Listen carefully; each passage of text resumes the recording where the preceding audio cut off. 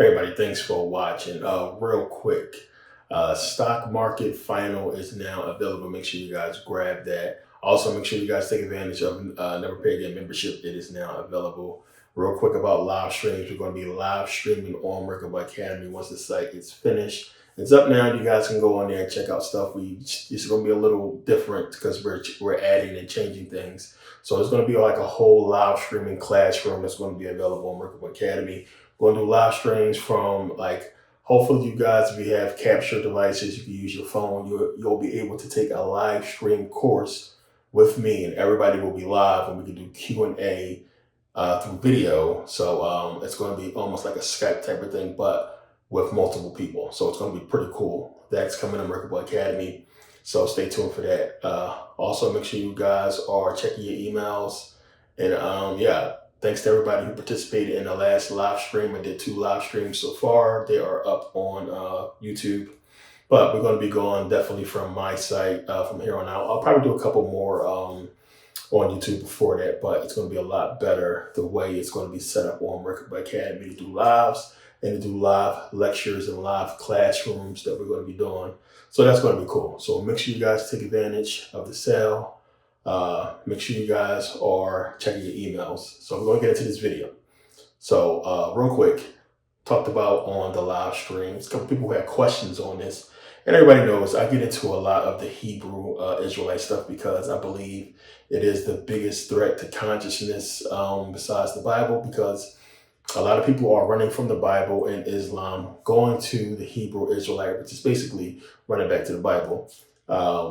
And listening to that doctrine, because it makes a lot of sense to people who don't really go deeper into research or who can't read, ancient Greek and Hebrew or what have you, to see where the deception is and where the mistakes are from these Hebrews. And I don't want to, come off too controversial or what have you. Well, a lot controversial, but not disrespectful. I appreciate when people come and ask legitimate questions and are respectful in asking their questions. So shout out to the Hebrews or the people who are believing in the Hebrew faith for asking such good questions and making valid points. But still, I gotta question this bullshit because you guys, you gotta wake up. So we're gonna get into in this video, of course, the Yahudu tablets. And real quick about these tablets, they found about 200 of these tablets. Written in Akkadian cuneiform, and it's definitely something to look at and and be like, wow, these tablets are cool, and it's definitely a language that you wouldn't understand, and it makes you scratch your head as to why this is even written in the first place. See, what happens is, but I'll get too deep into all this because I hate dragging shit on, but I'll be trying to make my point. But these guys are just hype about what was found and what was said to be found. So these tablets supposed to be proof that the Hebrews were in exile in Babylon and that they existed prior to the 4th century BCE, which, as I told you guys, no fucking way. So this is supposed to be their proof, these tablets and what have you. They're supposed to be speaking to the Babylonian exile of the Jews in Babylon or what have you. Which the Babylonians inherited the land from the Assyrians, what have you. So in these tablets, what they're basically talking about is how life was for the Jews in exile. And these tablets are basically going through land deals and purchase agreements and what have you, cushy stuff that you would expect to be for a people that's living during that time, not a people that's supposed to be in exile in a foreign land. Now, the whole thing with that is the Bible is, it has contradictions on this whole thing, because some people will tell you that the Babylonian exile of the Jews was basically them being exiled, right? But you heard of the Babylonian captivity, right? And it says in the Bible in Isaiah 42, I believe, that it was a punishment. But from the inscriptions or how they basically translated these tablets, that it wasn't a punishment, that they was in there buying, planting barley and just living good and living off the land and living with the Babylonians, and everything was good the way the tablets put it. But is supposed to be Babylonian captivity. They're supposed to be in exile. So it doesn't fit that what the Bible says doesn't fit with what these tablets are supposed to be saying. Now, the thing is, one, it's a lot of criticism around these tablets, and this is what these people are not reading and digging deep into, is the criticism. The reason why I didn't jump on this before, because I had to go back and look through my notes, because I know I ran into this whole thing before, and I just looked at it, and when I saw the initial findings of the tablets, I blew it off, because I was like, ha, because what people don't understand is, one, just out of nowhere, they find these tablets. There's no history or background on these tablets. They just basically ended up in Israeli collector's hands and was basically shown to the people in 1999, right? So supposedly these tablets are, thousands of years old, super old tablets. And he was sitting on the tablets for years. He had the tablets. And then all of a sudden, we just start finding out about them in 1999, and then they, realized it was, over 200, I believe, of these tablets, and talking about all this stuff supposedly relating to the Israelites. And the thing is, one, you only had two researchers research these tablets, and both of these researchers, upon researching these tablets, did the same thing that Stitching did and everybody else does. They write books. So private hands don't get to touch these tablets and do a real analysis on these tablets. But these hand-picked people, researchers, get to review the tablets and then write books on them and say, oh, it had all this stuff, even though it contradicts what the Bible was saying as far as what the tablets is saying, right? So they ignore all this stuff. But there's no public records, right? No dates. We don't know the exact location. We know it's found in Iraq, but we don't know the exact location. There's no real public information on the whole situation that came about and whoever found these tablets. There's nothing. We don't know who found them. We don't know where they found them at. We don't know the circumstances surrounding the exploration of it. They wasn't found during any sanction or real archaeological dig. Understand? Just out of nowhere, hey, this collector has these tablets. Here they go. Yes, I'm talking about the Yahudu tablets. So now, why is this even a thing, right? Why are we talking about this? Because you got to understand, I talk about this in many videos. You got to understand, one, there's absolutely no proof, no proven concrete proof that the Jews existed prior to, I'm going to say, between the 2nd and 4th century BCE, right? So let's just say before the Greeks came into power, there's no proof of these people. The Greeks coming into power is how we even get the first mention of these people, supposedly.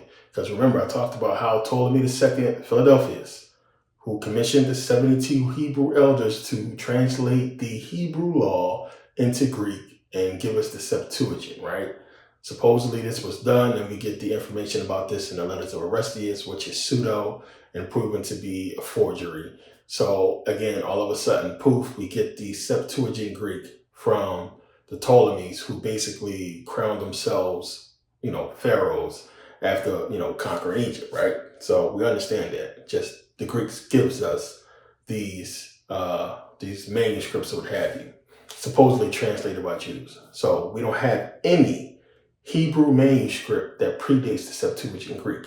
That's why these tablets are important, because even though it's not giving us a manuscript, it's talking about a people. And that's a problem, because the people it's talking about, we can't prove are actual Jews. What they're going by is the names. Supposedly the names mentioned in the tablets supposedly have that, spelling that denotes that they are worshipers of Yahweh, right? Forget all that, because we don't know if that's actually what's in there. It's only two people who examine these documents, and they don't give us exactly what the documents supposedly say. They give us what they think they said. There's no way for you to prove this is what they're saying, what the tablets are saying. So we got to go by that. Then there's issues with that, which I'm going to get into this a little bit deeper in a second. But understand that we don't have anything before the Septuagint Greek that's concrete proven. So these tablets is a big deal, because they would imply that, hey, we have proof of the Babylonian exile. This would be before the Septuagint. which would make it look like all this stuff is true, that it's all real, that we got proof that these people existed, right? But the tablets are bogus, period. Because if you found me proof of the Hebrews before the 4th century BCE, then you would have to look at everything a little bit more differently. But we know that's not true, because they are a creation of the Greeks, which I've proven that before. They are a creation of the Greeks. So what really these tablets are is speaking to a people that actually existed during this time. If you want to say it's talking about barley and planting and giving you account of what somebody bought and sold, it's giving you account that these Jews was living good in exile, supposedly in imprisonment and, in punishment. But it's giving you account of, sales transactions and all this stuff like that. Why would these people do that? So since there is no proof that these Hebrews existed, they have to put themselves in places in time, and they're stealing the identity of people trying to pass themselves off as Jews. There's no proof. So whoever the tablets are speaking to are not the biblical Jews. They're trying to make themselves be this people, but there's not enough proof to say that they are. They try to do the same thing with the Merkabah stela. So the Merkabah stela is basically, the inscription that's supposed to say Israel down there, which is super highly debated. It doesn't say Israel the way we read Israel. It's pertaining to a people. Israel is supposed to be a nation, a land. The inscription, when you understand it, is not speaking towards a land, but a group of people. And it's interpreted differently by a bunch of different scholars. Some people think it means it's talking about a nomadic people or a group of people that were like workers, gardeners and stuff like that. Like that's what it's supposedly speaking towards, not the people of Israel or Israel as a nation. So it's a highly debated stela. I've seen it myself. I've talked to researchers at the Cairo Museum who will tell you that it's bogus, and they believe that somebody chiseled that in there because it's just a slight mark that you need to put on that inscription, that glyph, to make it look as if it's saying Israel, in that language. But it can mean a bunch of different things. It's speaking more towards a people and not a land. So the Merkabah stela is one of the ways they try to put themselves in and say, see, there's a mention of Israel. You know what I'm saying? But that's not enough still. And the people jump on this and they go crazy. That's not enough proof. The claims of the Bible are so bold. We need more than some damn bullshit ass scraping or carving. We need more than some damn tablets. When you're talking about a man parting the sea and Elijah and Elisha having all these powers and God and all this shit the Bible talking about, we need more proof. There's no bodies.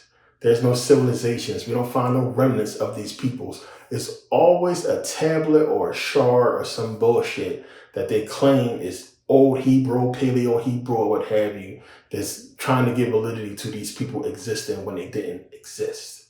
It's just that simple. So now it says here, and these are the criticisms that they leave out, that people don't research. You got to read what the criticisms is always saying and what the debate is amongst the researchers.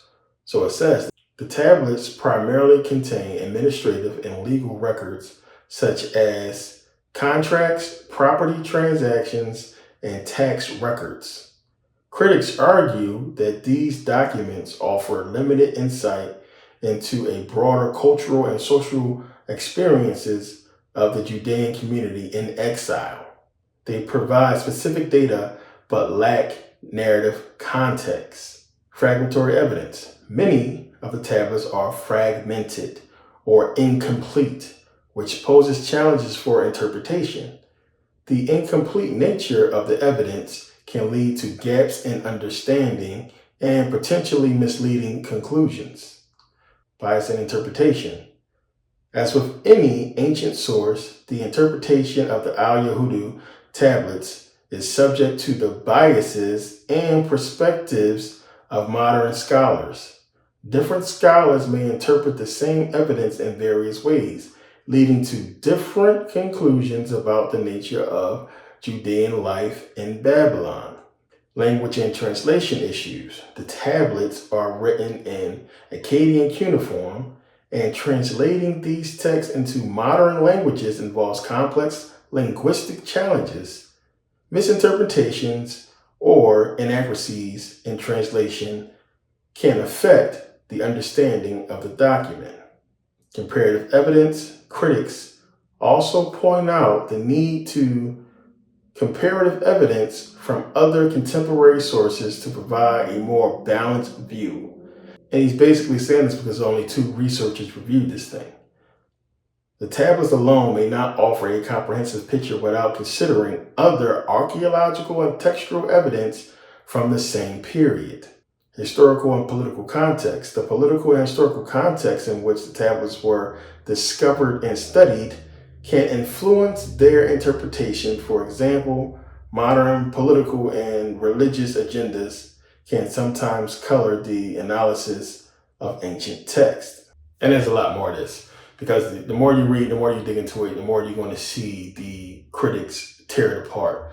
Because one, it's not proven. Something that's not proven. You had 2 researchers look at it, and then just, they can put out anything. They can publish whatever they want. You don't read Arcadian cuneiform. So you're not going to be able to go in there and say, hey, this says this and that. And there's a small amount of people who do. And anybody who does is already in pocket. The tablets are fragmented. And, if you got the majority of the researchers on your side, it basically comes down to who believes it says what. So you can come in and say, no, I don't think it says this. And then you overruled by a bunch of other researchers. But that's not the case, because you won't have the opportunity to examine the tablets yourself. Some of them are on display, but even still, they're fragmented. You can't make out everything. So it's a lot of issues with that. So again, a lot of people want to believe that these tablets are absolute proof. You believe what you want. It's no proof. It's not proving any of the things that the Bible says. These tablets don't prove anything.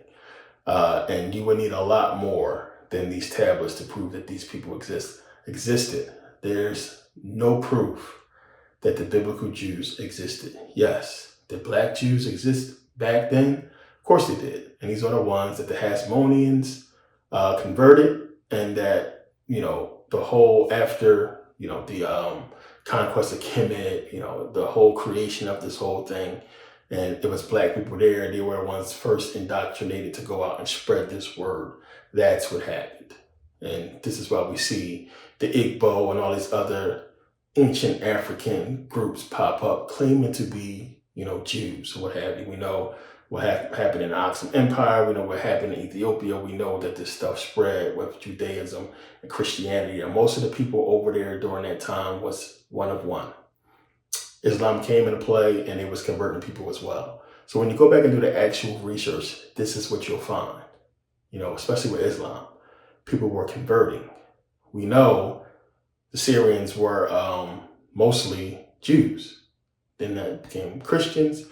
The entirety, almost the whole of the Arab world back then were Christians and Jews. And then Islam came later on because they had to give them something to rally around. You can't have people going out there chopping off heads and killing people under the religion of Christianity and Judaism. You need somebody to hide behind. So that's why Islam was created, because they were going to be using these Muslims to go out and do the dirty work. And they couldn't be hiding under that banner or, publicly showing the banner of Christianity, Judaism, while going out and slaughtering people. Now, the whole reason for the Babylonian exile, the reason why they put that in there with that timeline, is because in real recorded history, there was a lot going on. You had the Persian conquering everything and going out and pillaging and raping and conquering lands that the Egyptians had. So if these Jews were in Egypt or in Egyptian territory during this time, there's a high possibility that they would have encountered the Persians, and the Persians would have wiped them out. You understand? So the Persians would have documented these people existing and coming across these people, and they would have been at war with the Persians. That never happened. There's no documentations of the Persians coming in contact with a group of people called the Jews. And this is why they put in this whole myth that Cyrus, King of Persia, gave them a pass. You understand? Why would he give them a pass to basically continue into Israel when he's conquering the place, into Jerusalem when he's conquering the place? That don't make sense. So the whole thing is they put this there to try to account for them being absent during a critical time in world history that we can prove. And there's no trace of these people. So, you know, conveniently, they're in exile in Babylon. Conveniently, they're in exile. So that's the reason for this. So they can account for that because there was a lot going on, and somebody should have encountered these people. And when we go throughout history, this is what keeps happening. Nobody is accounting for these people who are traveling. You see the depictions, the pictures. They're traveling in large herds, thousands of people, and nobody's seen these people and documented these people. Come on, man. There's no proof outside of the Bible that these people traveled like they traveled, in the depictions and did everything they did. Nobody's speaking about these people doing these things, these biblical Jews. You only find it within the Bible. Nobody said nothing about these people outside of it. You don't start hearing about the Jews and these people existed until, between the 4th century and 1st century BCE or what have you, when you have the conquest of the Greeks and Romans. And around this time, as I talked about with the Septuagint, you start hearing about these people and everything and the whole myths and what have you. And it would be pertaining to the Africans that lived in this land going out spreading this doctrine that they were indoctrinated to spread. So it's a lot to this. Because all of this goes into what the Hebrews would have believed Deuteronomy 28 is talking about as far as it being African history, because it's talking about slavery in America. When again, King James Version, written between 1604 and 1611, slavery was already going on. So when this book was being written, they already knew what was happening to the slaves, and they simply put it in the stories in a book. Deuteronomy 28 does not say the same in the oldest biblical manuscripts as it does in the King James Version. So there you go. It's not a prophecy that came true that was written 2,000 years ago, and it came true with what happened with the Africans or black people in America during slave time. That's not what happened. It's not a prophecy that came true that was written over 2,000 years ago that came true with black people being enslaved in America, and that's what the Bible is speaking to. When that King James Version you're reading from was written during slavery. Understand? It's not hard to figure out. It was written during slavery. It's not a prophecy. It's not, you understand what I'm saying? And even still, you got to remember that even if it was written 2,000 years ago, it just takes somebody understanding that and carrying it out. It's not a prophecy.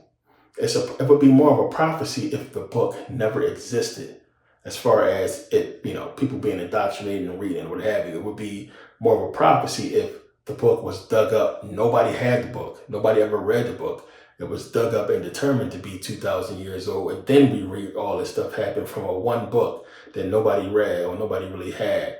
Then you will look at it and be like, that's more of a prophecy because what's in this book actually happened. That's not the case. Everybody had the book. People read it. So it would just be a matter of making it happen, by the powers that be.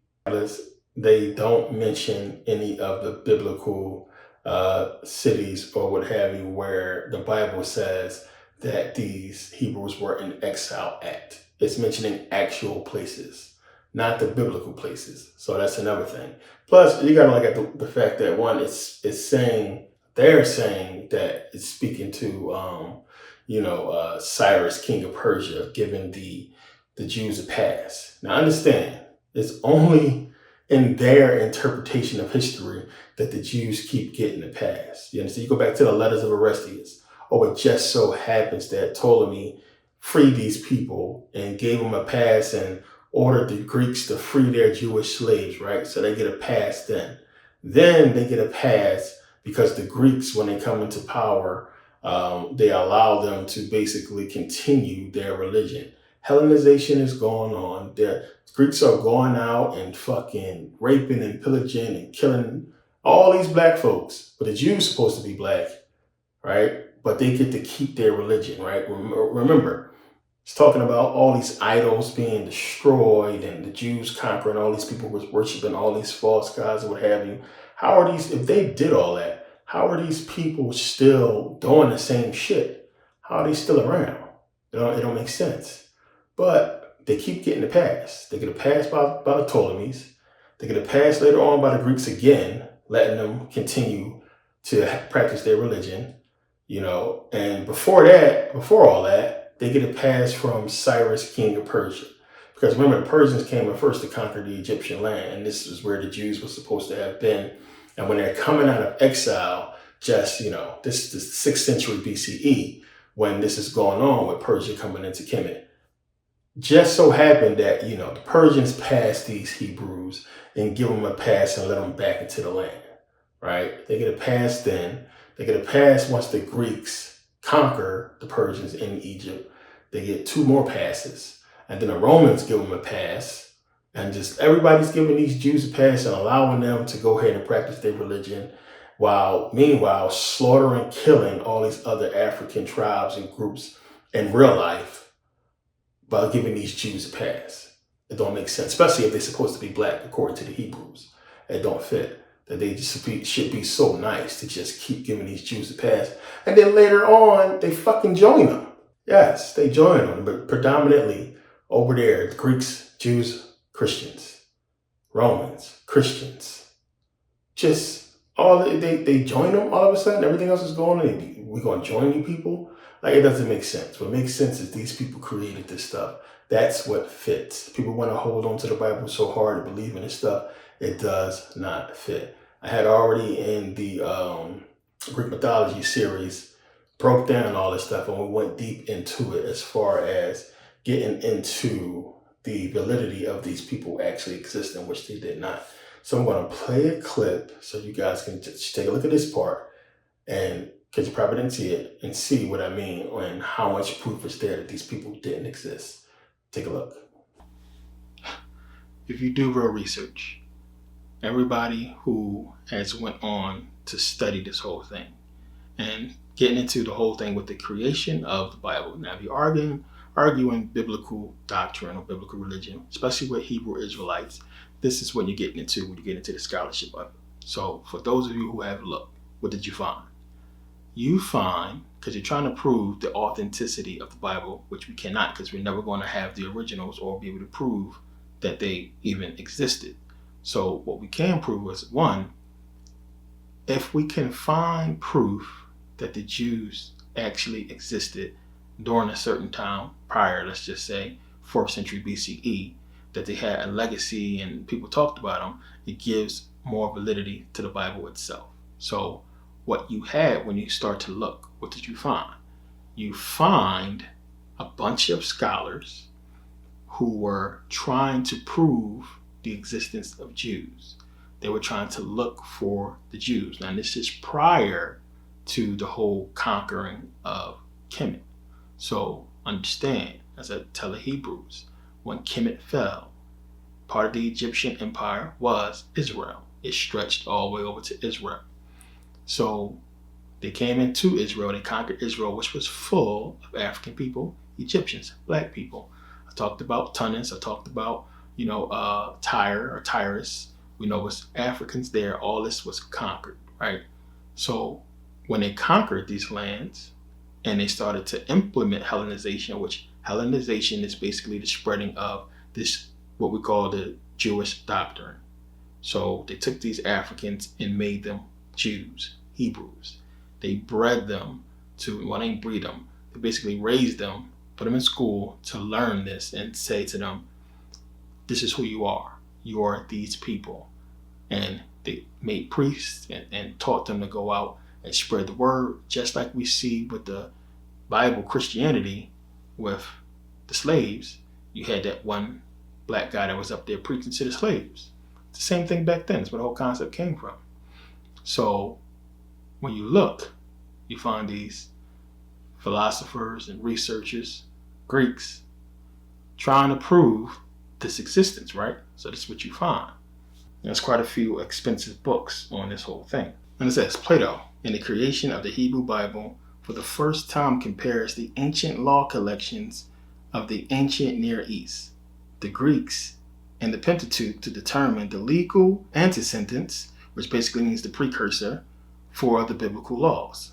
Following on from his 2006 work, Berosus and Genesis, Benito and Exodus, Merkin takes up his theory that the Pentateuch was written around 270 BCE using Greek sources found at the Library of Alexandria, and applies this to an examination of biblical law codes. A striking number of legal parallels are found between the Pentateuch and Athenian laws, and specifically with those found in Plato's law of circa 350 BCE. Constitutional features in biblical law, Athenian law, and Plato's laws also contain close correspondences. Several genres of biblical law, including the Decalogue, are shown to have striking parallels with Greek legal collections, and the synthesis of narrative and legal context is shown to be compatible with Greek literature.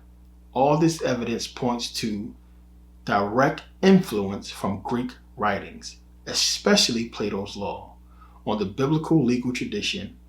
Finally, it is argued that the creation of the Hebrew Bible took place according to the program found in Plato's laws for creating a legally authorized national ethical literature, reinforcing the importance of this specific Greek text to the authors of the Torah and Hebrew Bible in the early Hellenistic era. This study offers a fascinating analysis of the background of the Pentateuch and will be of interest not only to biblical scholars but also to students of Plato, ancient law, and Hellenistic literary traditions. Now here's basically the review of what one of these researchers wrote about Reed and Merkin's findings. And this is basically what they said to sum it up. It says, the thesis is therefore clear. The Pentateuch is a Greek work inspired by Greek sources. Understand, the Pentateuch is a Greek work inspired by Greek sources. To just piss some Hebrew off if they're watching it. The book is constructed in 6 chapters each, followed by bibliographs relating to that chapter. An index of sources and an index of authors closes the volume. It says thus, the thesis that the author pursues in this sequel of the first volume is that the Pentateuch in its legal parts is inspired by Platonic sources to which the 70, if you understand the letters of Orestes, the 70 Jews, had access in the Great Library of Alexandria. The argument is simple and comparative. The greater number of Pentateuchal laws, even if they had some Semitic precursors, seem copied from the Athenian law, or more precisely, the Platonic laws. Beyond this argument, the author proposes that the laws of Plato constitute a new hermeneutical, which basically means interpretation, a new hermeneutical key for the ideology not only of the Pentateuch, but the whole of the Bible. The Bible is the official national literature mandated according to the same instructions of the Platonic laws. If you understand that, that is big. So understand, Merkin, he was real careful in his book to not, say it flat out. He said what he said, and he let the information speak for itself. And if you got enough knowledge, you came to the right conclusions. But you had later scholars come out and say, what he meant. They reviewed the book. And the implications are, well, if this is all true, which it looks, then the Greeks created Christianity, which I've been saying, they created Judaism. It's all bullshit. Now, Merkin doesn't really come straight out and say it, try to make it as if, these people actually exist, because I doubt he want to really get in, on the bad side of Jews who running everything. But it's as if these people existed, and then you could somehow say, well, the Greeks didn't want to put out the truth. So they basically distorted. Like, they want to say that the Hebrews existed, but the Greeks didn't want to put out the truth, so they kind of distorted the information from the Hebrews about, what they actually said, which don't make sense, because if you didn't like it, you wouldn't have put out nothing. You wouldn't have said, you wouldn't even did the information, you would have put out your own stuff. So the story of getting these 72 Hebrew elders to put out this information doesn't make sense. Now, in understanding that you're going to do what they did with this whole creation, they could have done that, which it looks like they did. Go get 70 so-called Hebrews and get them to do this so-called translation just to have a record of it. Now, whoever came up with this whole Black Hebrew Israelite doctrine understands all this. They know, which is why, they don't really want to jump on this. They wouldn't dare read any of those books because they understand the implications. Now, the whole thing is they understand that when you go back and do the research, it all points to white Greeks. But when you leave that little door open saying possibly, this is what they're piggybacking on. Now, this is the reason why King James must be black. As I said, because if King James is black, then you can say, well, God gave King James the true translation, the real translation. Don't read what these Greeks talk about. Read the King James version, the real translation. Or they'll say, the Masoretic text, because it's in Hebrew. Stuff like this. But what they don't say and what they don't address is, how come your God gave the knowledge to the white man before his chosen people? Think about that. Clearly the Greeks had this information first. So why is it that God gave it to them before his chosen people? Why would he give it to them? Who would change his image and change everything about the book and make all these so-called lies and so on and so forth. But you expect us to take the same stuff that was supposedly created, in deception and believe you on it with no proof. So now understand this, and this is what these Hebrews are not getting. If you don't do the research, you're not going to know this. And this is painstaking research. It is so much. You got to be crazy. You got to be obsessed, which, I am, and I really was back then when I was digging into all this. You got to be, because there's so much, you have to dig into. And if you learn it in truth, you'll figure it out. I'll lab on this later. You'll figure it out. So anybody that's doing research on the Jews, the Hebrews, 4th century BCE, if you're looking for anything on the Jews prior to 4th century BCE, there's only 4 sources that you can really go to. 4. And of those 4 sources, only one has real tangible, evidence that you can really believe. And he's the only one that everybody really goes to. So this is how you can break this stuff down. This is how you know who's who and who's doing the research. Because anything anybody said besides these 4 people is pseudo. It's bullshit. It's iffy. So these 4 people are the suspect one. I start with him first. Josephus, right? Josephus. Then you have Aristobulus. Then you have Diodorus Siculus, who this is largely about what Merkabah wrote it. And then you have Hecataeus. Hecataeus and Diodorus is basically the primary people that he's sourcing for this book that Merkabah wrote, because that's who you have to source. If you arguing with somebody about this and they're not citing, which the Hebrews will not, they won't, and you're going to find out why in a second. If they're not citing Hecataeus and Diodorus Siculus, forget it, because it's pseudo. It's pseudo. We're going to get into this in a second, but understand that. So you have Hecataeus, who is a large part of this book. He was 25 years old when Kemet fell. So he had 25 years of seeing Kemet being ruled by Egyptians. 25 years of that. And I believe he died in 550 BC. So he had 25 years, or that's when Kemet fell, was 550. So he knew, he had knowledge. Hecataeus understood what was going on. He's a historian. Look him up, he's a Greek historian.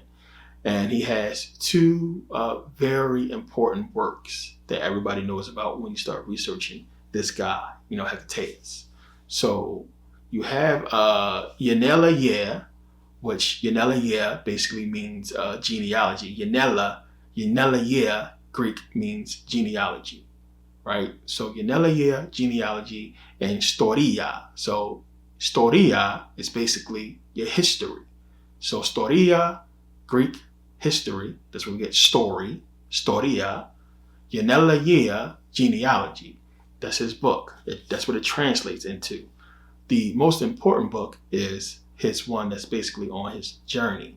The journey that he fucking took, supposedly, around the world, which is pronounced Periostos Gamma Sigma. Periostos Gamma Sigma. I got to say it a couple times to get it out. But it basically means journey around the world. So you have these important books by Hecataeus. And he's known for these books because he supposedly traveled and did this research on these civilizations of people, which is why he must be cited. Now, there are only about 300 or so fragments of these books in existence.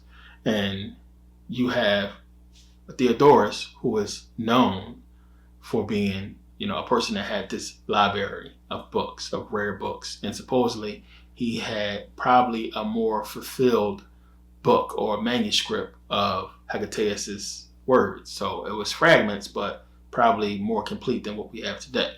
Now, understand, Theodorus Siculus was born, about 400 years after Hecataeus. So we're talking about hundreds of years later that he's referencing Hecataeus and his works, Theodorus, right?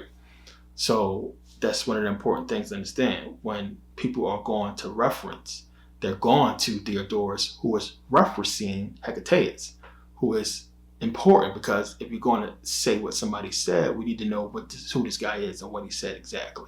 And the thing with Theodorus and his writings, because Theodorus is paraphrasing Hecataeus.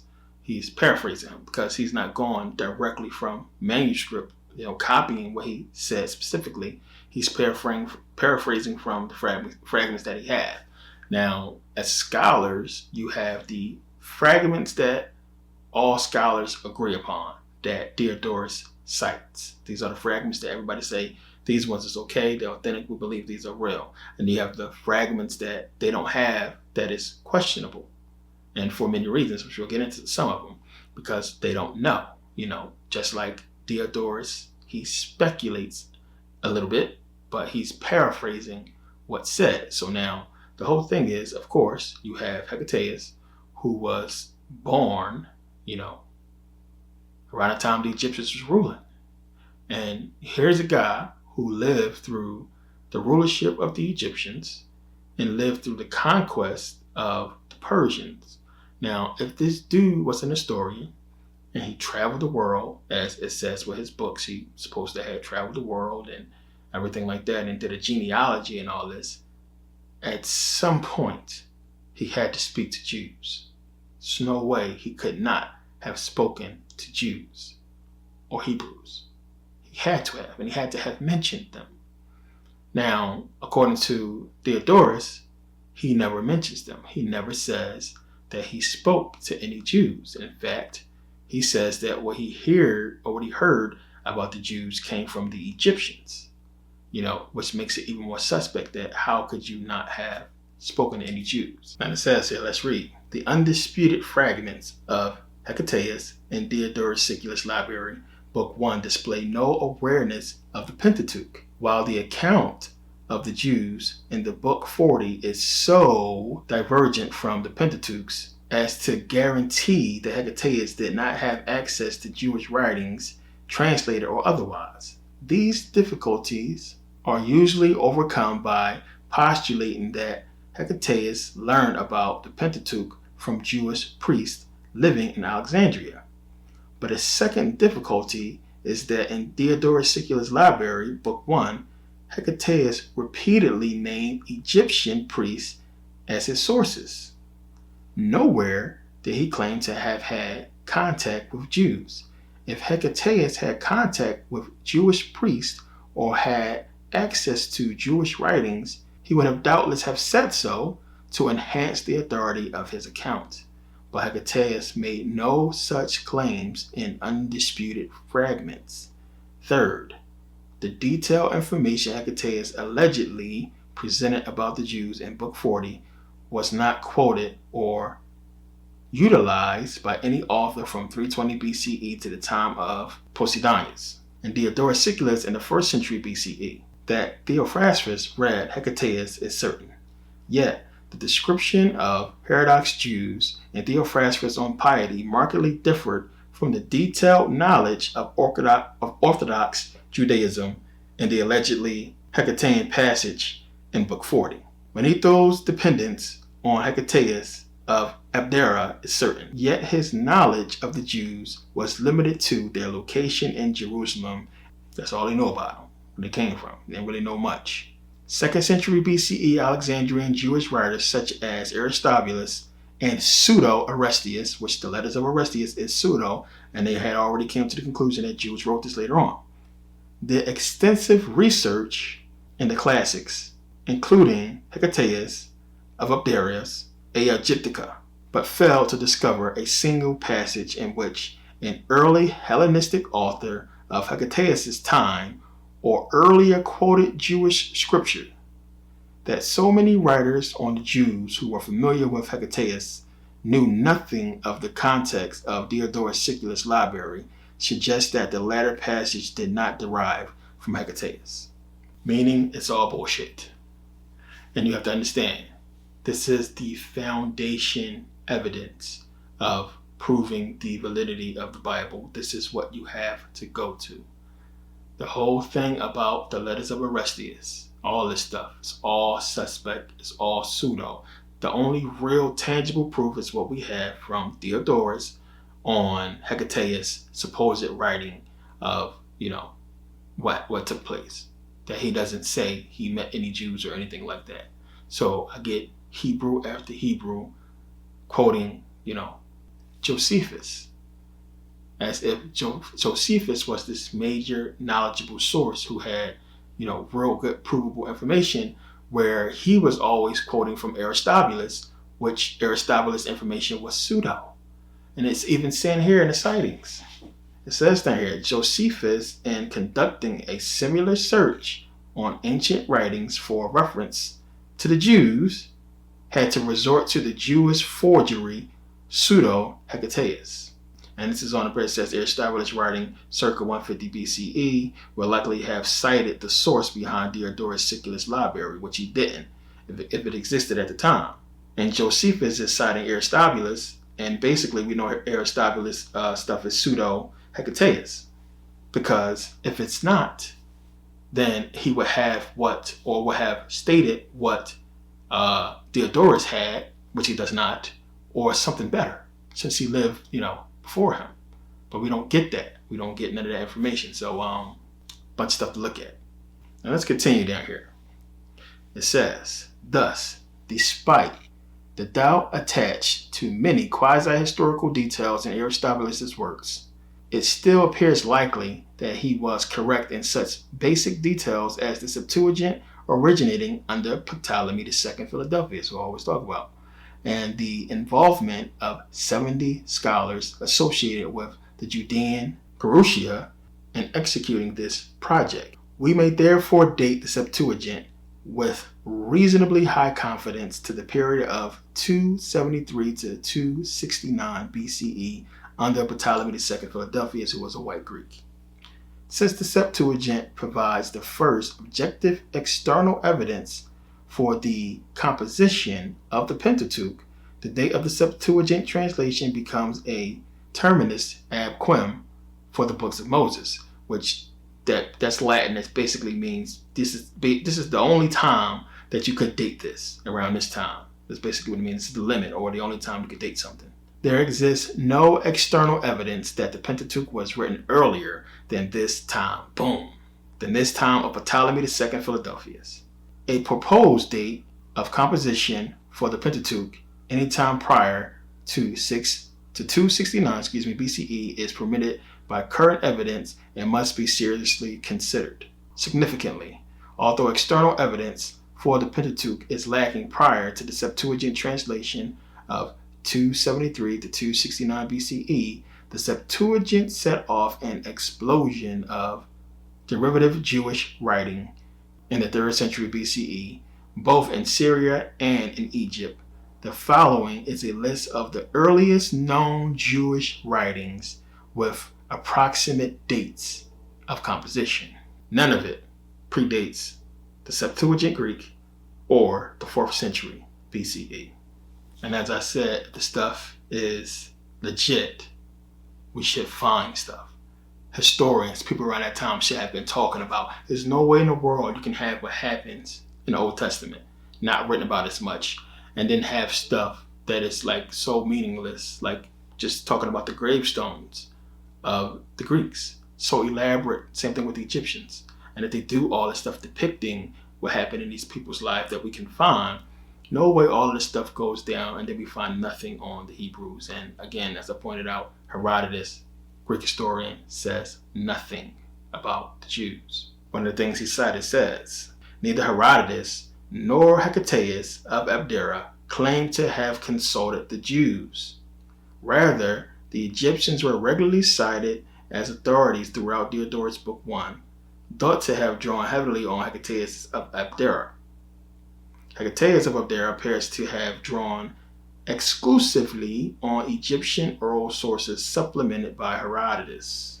Never talked to any Jews because they didn't exist.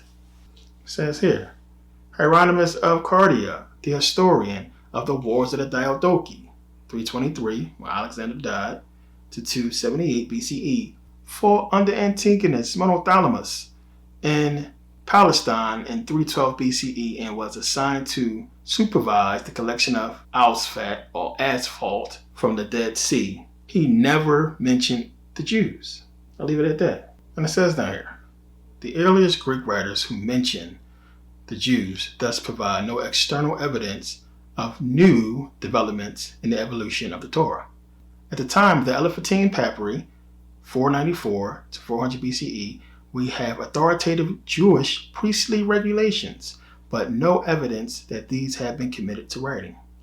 The Elephantine Papyri also testify to toleration of practices contrary to the Pentateuch.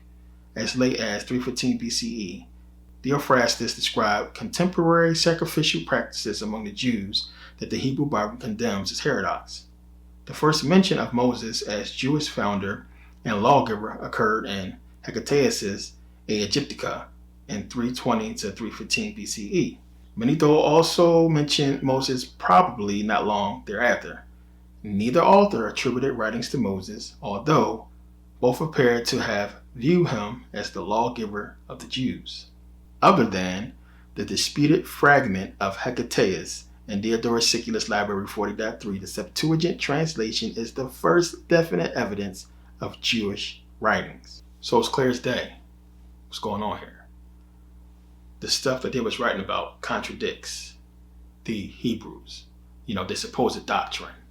And they're reading this stuff and it's like, no way this could be Hebrews if this stuff is real, because they're doing stuff contrary. And then to really dig deeper into this, you got to understand that these are Greeks. Plain and simple. These are people who are, even if they're black, they're people who was basically grew up in Greek understanding of things. This is later after the conquest of Egypt.